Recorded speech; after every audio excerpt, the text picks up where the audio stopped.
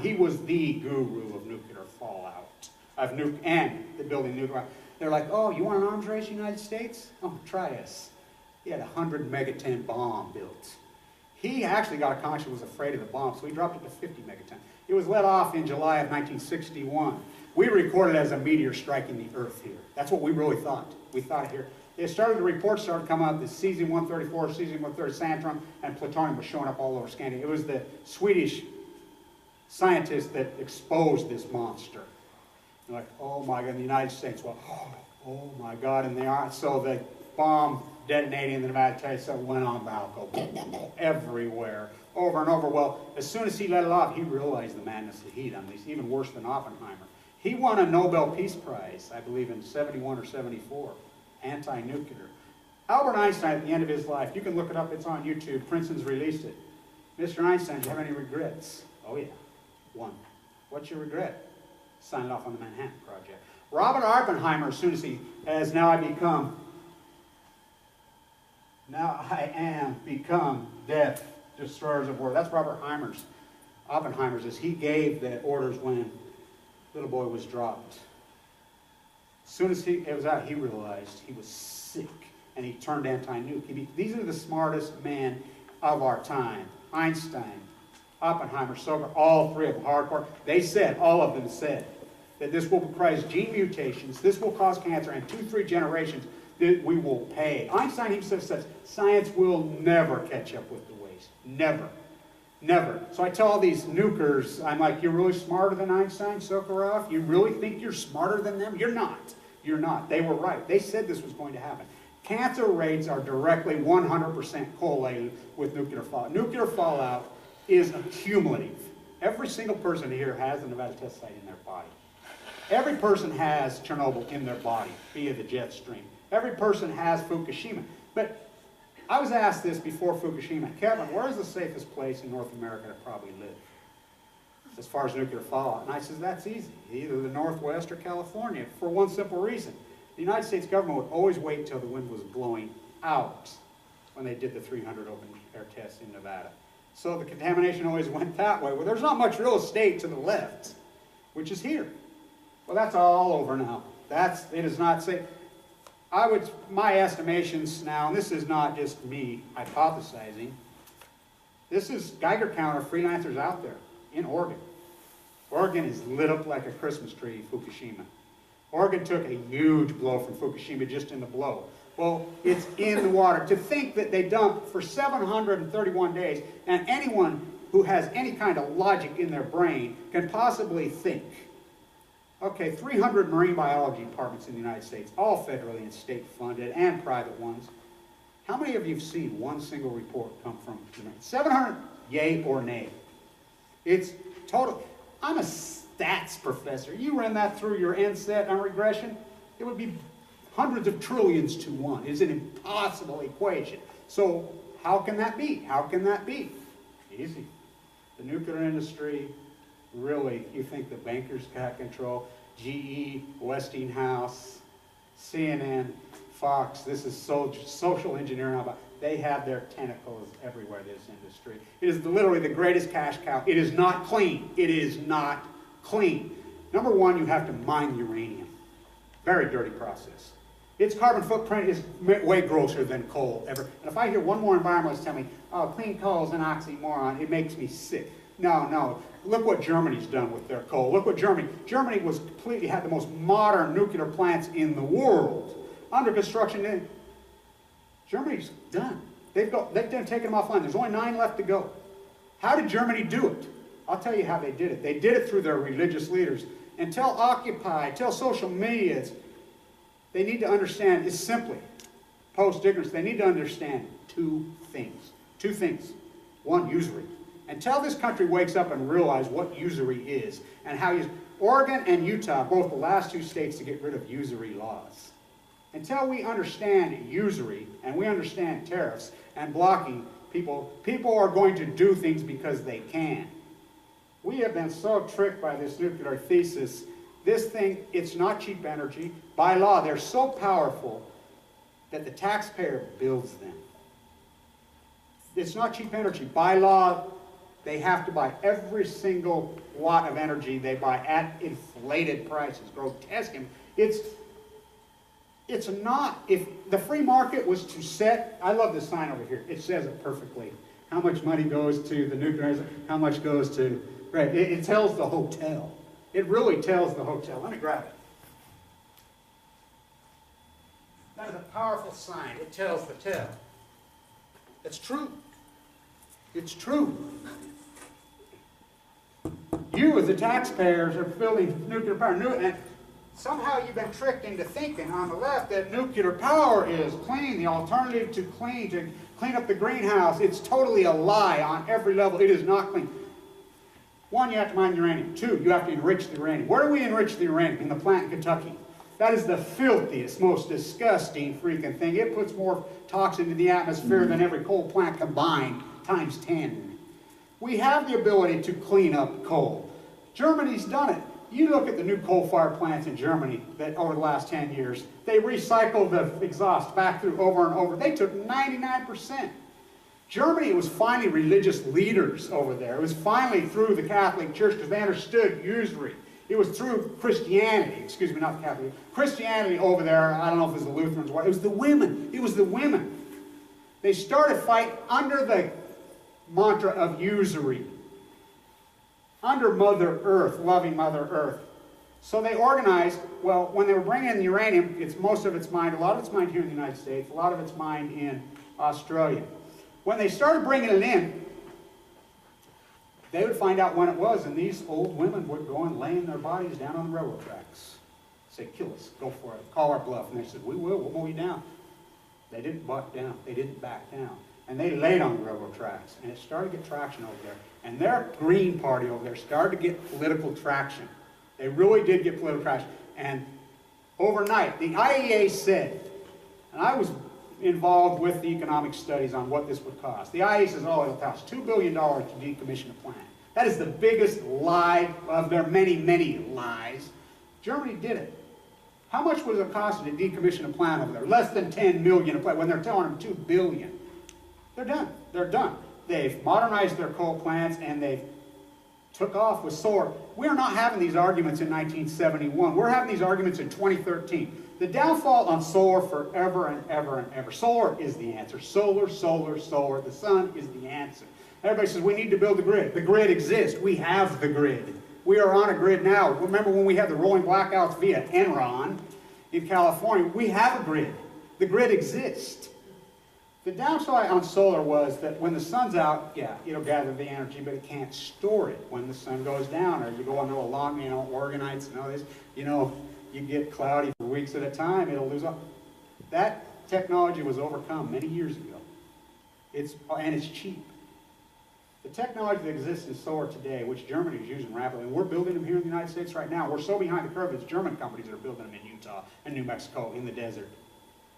They have the ability to store the energy, even if the sun doesn't shine on it, for months.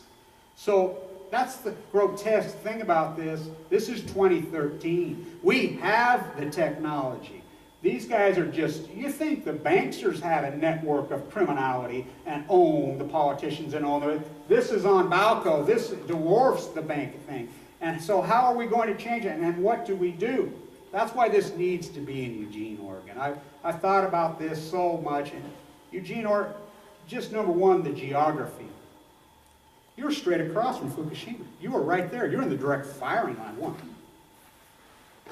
Eugene is the organic food. You guys get it. You guys really do get it.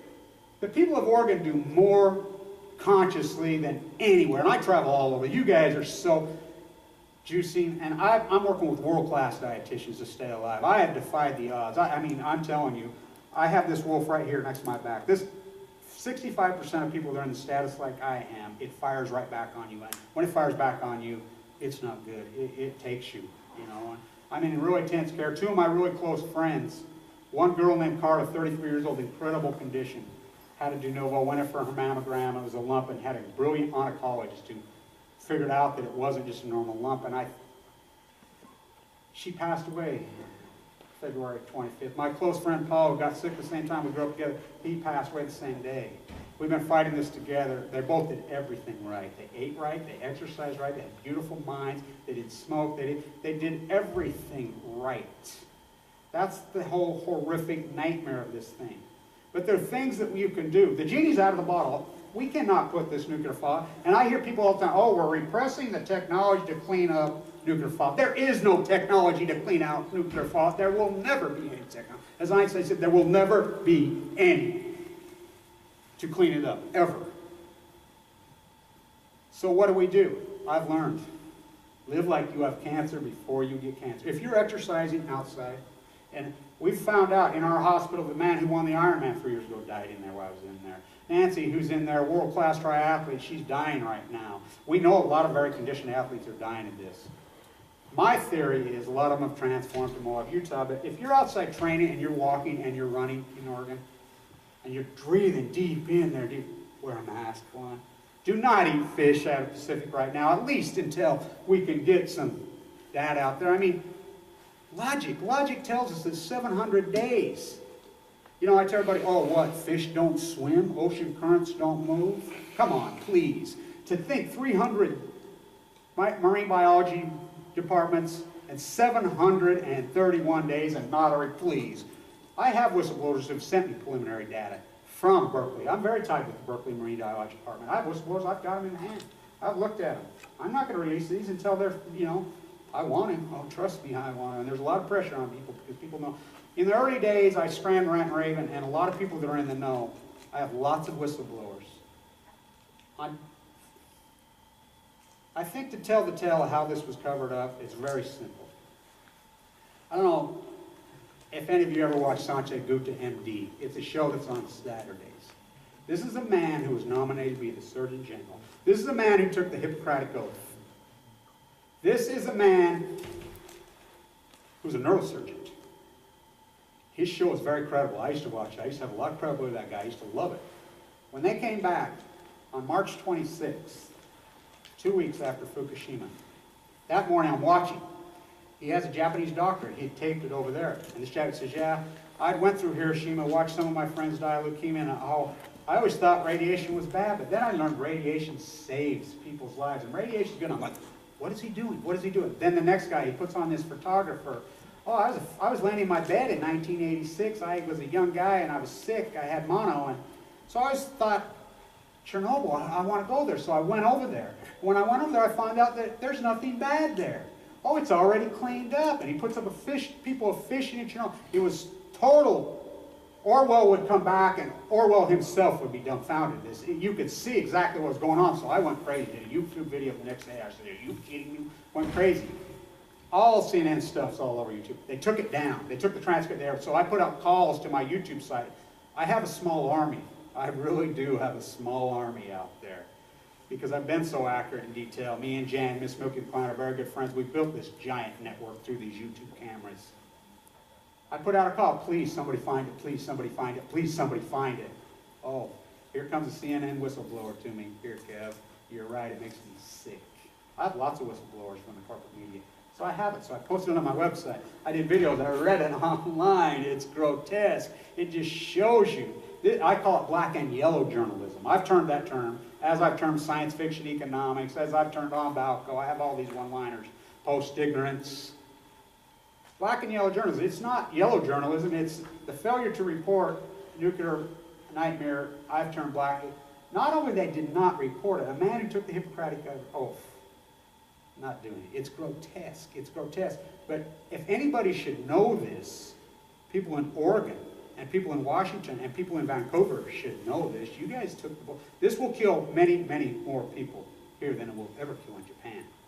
Yeah, Japan took a hit, and the children are showing up with thyroid problems, and people need to know too in Japan, all kinds of laws. I have whistleblowers in Japan, people that I went to college with that are very powerful, hierarchical people. They fled. And I get reports. There's all kinds of laws. People don't realize how many people know that they have had protest after protest in Japan where literally millions of people show up. Millions. Have you seen any of you on the media? I mean millions. Some of the biggest protests in world history are going on in Japan constantly. We don't see any of it. You know, we get pictures out of Buddha. They're arresting people for getting anything out of Japan now. That's the power the IAEA has in Japan. That's the power that they have. And so I will conclude this lecture of mine by saying this.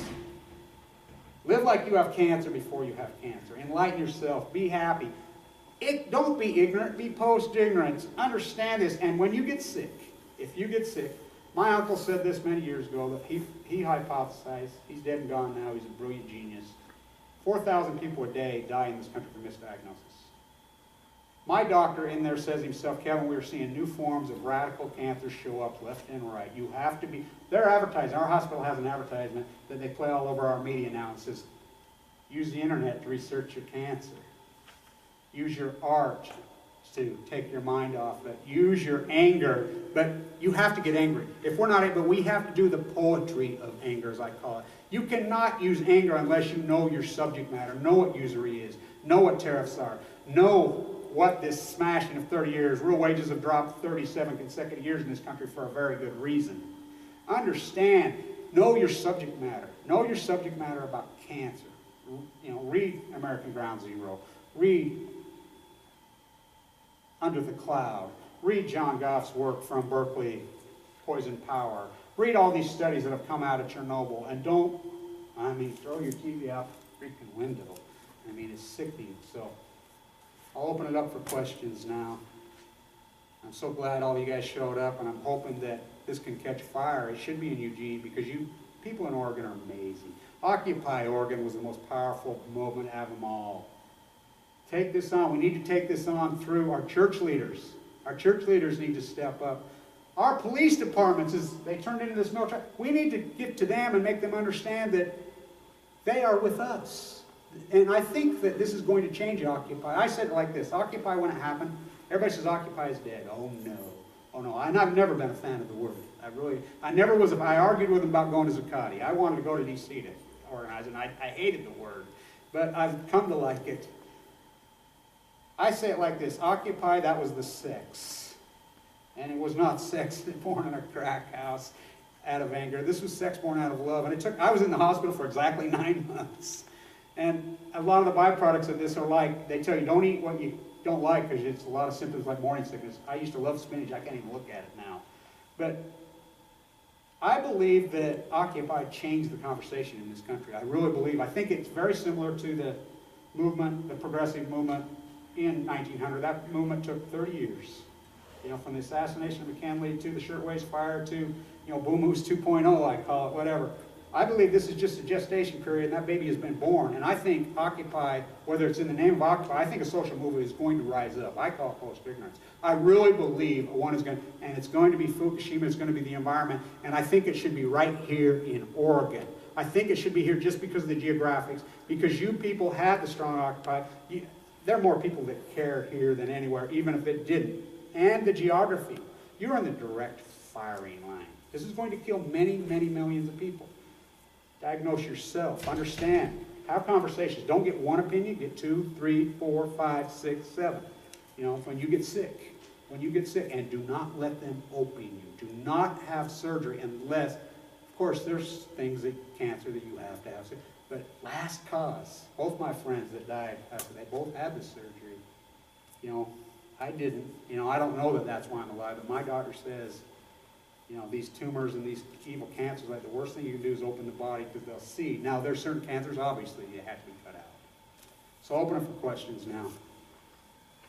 By the way, this painting is an artist named Thomas Ackerman in Oregon, and Toronto, and I've asked him, and this is, he calls it Fukushima. Shiva, you know what Shiva is through. And that's what it is, you know, and so I love it. I really love the painting, because it really is the catastrophe that this is going to bring us all together. I really believe that it is.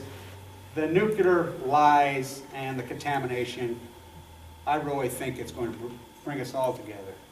Okay. Yeah, I read they had underreported stories of censored stories in the weekly, just for 2012, and one of them was an amount of deaths. I can't remember the exact amount, but it was like 20,000 deaths that were above what would normally infant mortality would be for the United States. And that was the first thing that kind of, you know, gave me alarm. Another site I see, actually I get a newspaper called Comic News, and they have a thing in there about the weather patterns. And so I've read a lot about what's happening in Fukushima.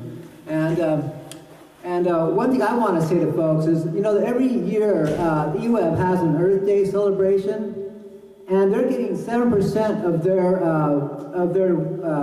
power from Hanford. And also, they've got a big biomass generator out in West Eugene that's all polluting us. When everybody else gets to have their has to shut down their fireplaces, these guys get us to keep going, and they're chopping down our forests and polluting us. So, and they have this thing called green power. We should go down there and protest their ass and tell them it's green powered bullshit. Anyway, that's my point. And I think that's a very good point that he brings up, these early studies that are already coming out. The early studies are showing radical increases in leukemia and child mortality rates in Washington. Now, I don't know about Oregon, I haven't seen it, but I've seen some out of California that are showing increases already. So it's going to be interesting to see if the medical industry can get a handle on this, but I got a hunch it's going to be freelance doctors who come forward with their own personal, just like it's been grassrooters who've had to report this, and grassrooters with their Geiger counters.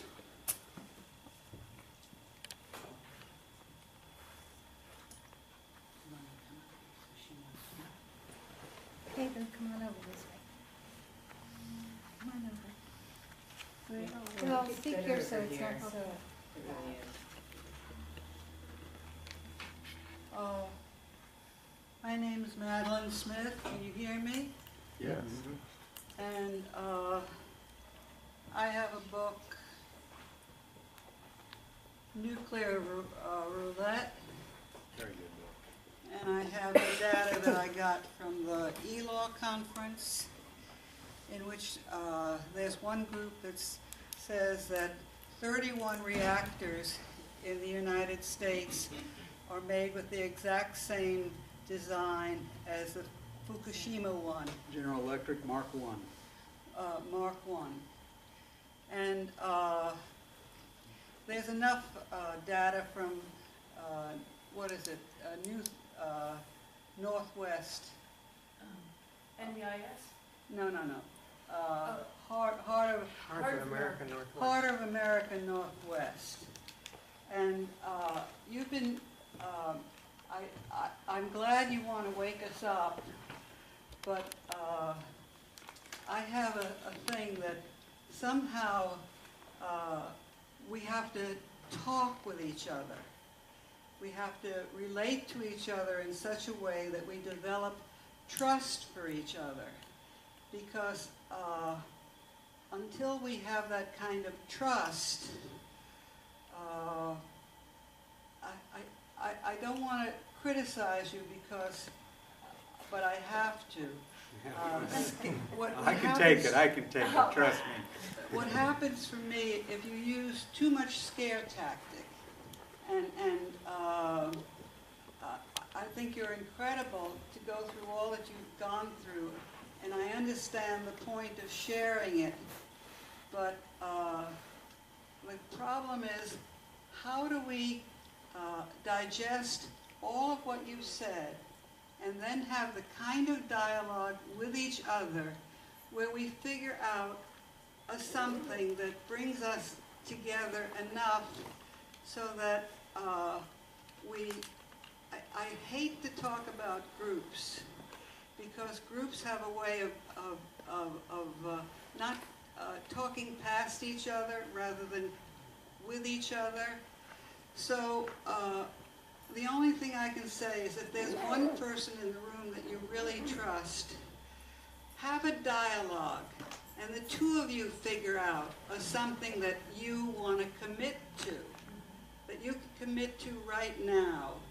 And I don't know what the larger form is, but I know until we start this one-on-one dialogue with each other, and then one-on-one with another person dialogue, we don't develop what we need to develop. If you watched Occupy, as I did, it was very big at first, but it was so group-oriented that people were talking past each other and people were dropping out. And I think they were dropping out exactly for the reason I'm talking about.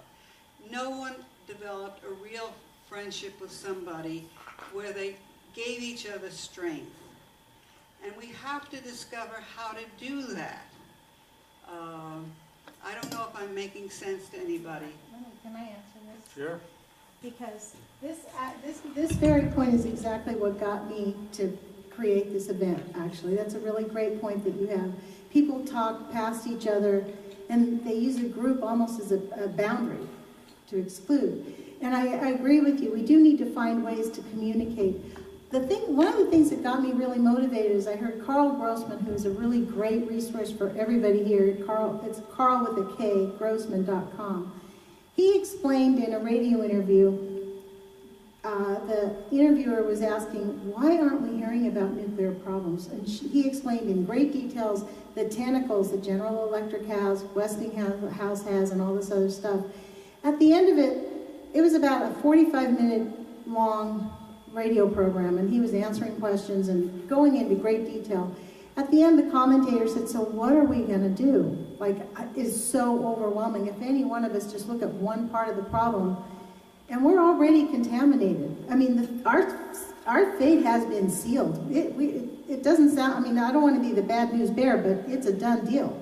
So we got to learn how to cope with it and how to help lift each other up and stay happy. For me, being happy is resistance. That's like my mantra. You know, I refuse to be unhappy. And but he said, what we can do is every person has to do what they think they can do. If that means you talk to your friends and your family, you get educated yourself, you talk to your friends and your family, then that's what you do. If you want to get involved with organizations, then do that. Everybody needs to take the steps to get together, to do what they can do. You know, and... Let me say something on this line. Go ahead. This is my whole post-ignorance, John. I'm a socioeconomist. And I think it is so ignorant and so naive, and I understand your communications about Mark Twain, there is no wrong or right, there's only popular opinion. But to think that you're going to get any kind of change and take on a monster, like they do not play nice, they do not play fair, and to take this on, I say in my class all the time, I have a line, cordial conversations are dangerous. Passionate and intelligent arguments get results. What if they turned us on the left? Oh, them soft, passy, pussy tree huggers, which we've rightfully earned. We've never fought back. We've never fought, oh, I'm a tree hugger, but I'm not soft. But the ways that we've approached this the last 40 years, they're out the window with me as far as I'm in this fight for real. I'm fighting for my life. And I'm not going down that road. I've drawn a line in the sands of time with post-ignorance. I drew a line in the sand. You're either on this side or you're on that side. And I fight fire with fire. And it's the only way we're going to do this. But you have to take it on with knowledge. You have to understand your subject matter. But if you understand your subject matter, they have bullied us into a corner. Every time they've raised their voice to us, we went and hid in the corner and went and had a conversation with our significants and said, oh, it won't work.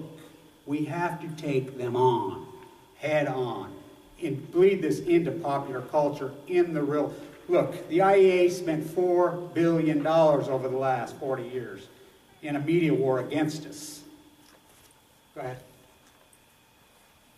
She wants you to look towards the camera. Ask your question. Go ahead. Let's see. Have you connected to the tribes that surround Hanford? Because there's like 11 tribes that are downwind of Hanford if it had anything like Fukushima. And I was hoping that you would have some kind of connection to tribal America. I do. I have a very tight connection with tribal America.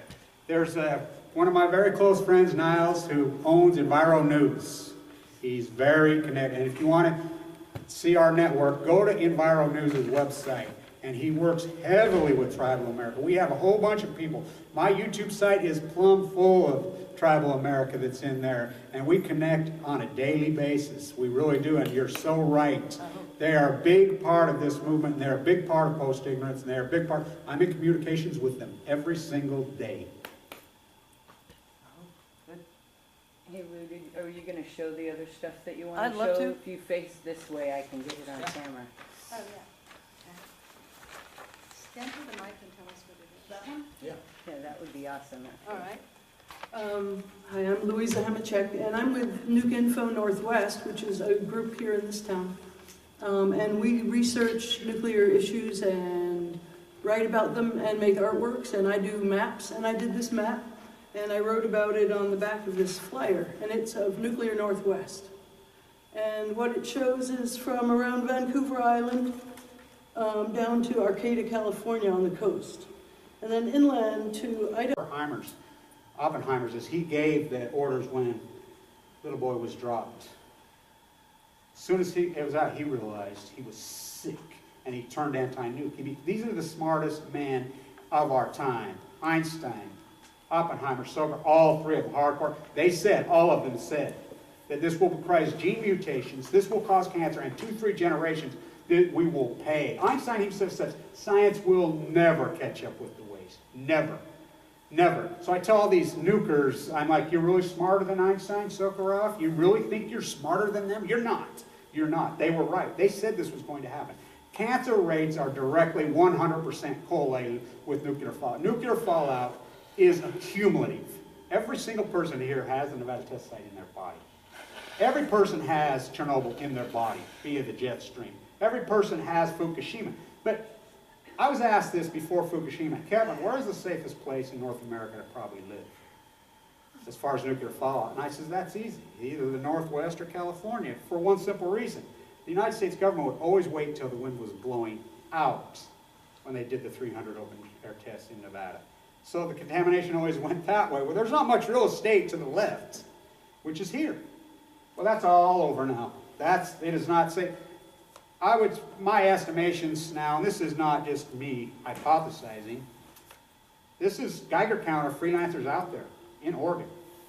Oregon is lit up like a Christmas tree, Fukushima. Oregon took a huge blow from Fukushima just in the blow.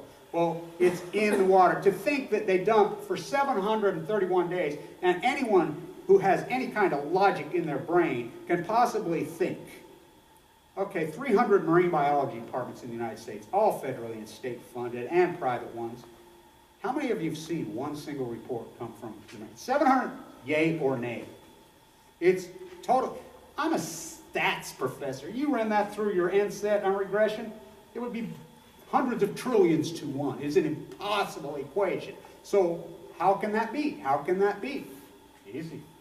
The nuclear industry, really, you think the bankers got control? GE, Westinghouse, CNN, Fox, this is social engineering, that the taxpayer builds them. It's not cheap energy. By law, they have to buy every single watt of energy they buy at inflated prices, grotesque. It's not, if the free market was to set, I love this sign over here, it says it perfectly. How much money goes to the nuclear, how much goes to, right, it tells the hotel. It really tells the hotel. Let me grab it. That is a powerful sign. It tells the tale. It's true. It's true. You, as the taxpayers, are building nuclear power. And somehow you've been tricked into thinking on the left that nuclear power is clean, the alternative to clean up the greenhouse. It's totally a lie on every level. It is not clean. One, you have to mine uranium. Two, you have to enrich the uranium. Where do we enrich the uranium? In the plant in Kentucky. That is the filthiest, most disgusting freaking thing. It puts more toxin into the atmosphere than every coal plant combined, times 10. We have the ability to clean up coal. Germany's done it. You look at the new coal-fired plants in Germany, he was the guru of nuclear fallout, and the building nuclear. They're like, oh, you want an arms race, United States? Oh, try us. He had a 100 megaton bomb built. He actually got a conscience, was afraid of the bomb, so he dropped it to 50 megaton. It was let off in July of 1961. We recorded it as a meteor striking the Earth here. That's what we really thought. We thought it here. The reports started coming out, the cesium-134, cesium-130, Santrum, and plutonium was showing up all over Scandinavia. It was the Swedish scientists that exposed this monster. They're like, oh my God, in the United States, well, oh my God, and they are. So the bomb detonating in the Nevada test went on balco everywhere, over and over. Well, as soon as he let it off, he realized the madness that he'd unleashed, even worse than Oppenheimer. He won a Nobel Peace Prize, I believe, in 71 or 74. anti-nuclear. Albert Einstein, at the end of his life, you can look it up, it's on YouTube, Princeton's released it. Mr. Einstein, do you have any regrets? Oh yeah, one. What's your regret? Signed off on the Manhattan Project. Robert Oppenheimer, as soon as he has now I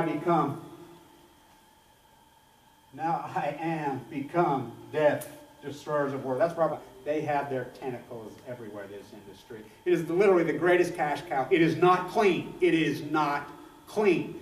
Number one, you have to mine uranium. Very dirty process. Its carbon footprint is way grosser than coal ever. And if I hear one more environmentalist tell me, oh, clean coal is an oxymoron, it makes me sick. No, no. Look what Germany's done with their coal. Look what Germany was completely, had the most modern nuclear plants in the world. Under construction, Germany's done. They've taken them offline. There's only 9 left to go. How did Germany do it? I'll tell you how they did it. They did it through their religious leaders. And tell Occupy, tell social media, they need to understand, it's simply, post-ignorance, they need to understand 2 things. 2 things. 1, usury. Until this country wakes up and realizes what usury is, and how Oregon and Utah, both the last 2 states to get rid of usury laws. Until we understand usury, and we understand tariffs and blocking people are going to do things because they can. We have been so tricked by this nuclear thesis. This thing, it's not cheap energy. By law, they're so powerful